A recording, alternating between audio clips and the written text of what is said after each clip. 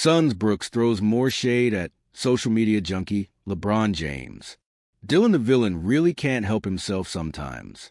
In his first appearance in the Jekyll-and-Hyde performance in the Phoenix Suns lost to the Los Angeles Lakers on Sunday, Dillon Brooks had plenty to say, as he often does.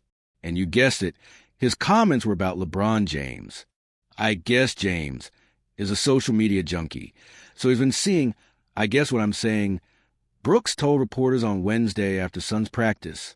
He thinks, I told you, he thinks people should think a certain way about him and not say nothing about him, or, play a certain way.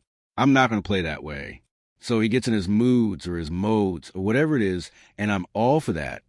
Quite that statement from the Mississauga, Ontario native, who's never shied away from sharing his opinions on James throughout the years, dating back to their scuffles when Brooks was a member of the Memphis Grizzlies. The 29-year-old's latest comments come days after he helped Phoenix nearly complete a 20-point rally in the fourth quarter against L.A., before ultimately playing a pivotal part in the loss. Down 2, Suns forward Ryan Dunn stuffed Marcus Smart on a drive to the rim. Devin Booker corralled a rebound. Took it the other way, missed a pull-up jumper, but grabbed the rebound and sent it out to Brooks behind the arc, who cashed the triple. The basket put the Suns up 114-113 with 12.2 to go, and would have stood as the game-winning basket for Brooks over his bitter rival. James is up 17-8 for those keeping score. A moment that gave the Suns guard enough confidence that he decided to chirp James as the two worked their way down the floor.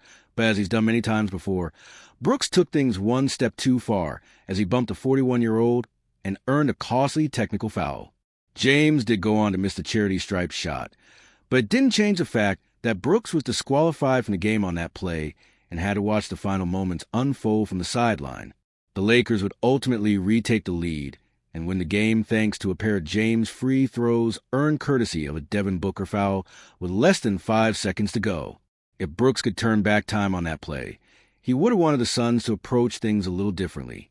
I wish we would have let him shoot that shot, and that expletive would have been an air ball. Quite the assumption, considering Brooks is talking about the NBA's all-time leading scorer. After all, it's not the first time the 8-year veteran has gotten into heat while playing against James and the Lakers. Earlier this month, Brooks gave James a taste of his patented shoulder shrug in their first matchup of the year on December 1st. Their rivalry peaked during a first-round series in 2023, when Brooks challenged James ahead of the playoffs before they went back and forth with barbs and stare-downs throughout the 6-game tilt.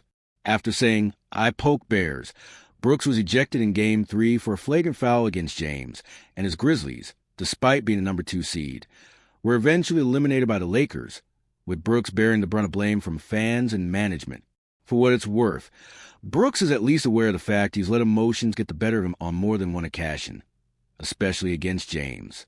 That's my problem through my whole career, is I let those things happen and then I'm off the floor, he explained, for the Athletics' Doug Holler.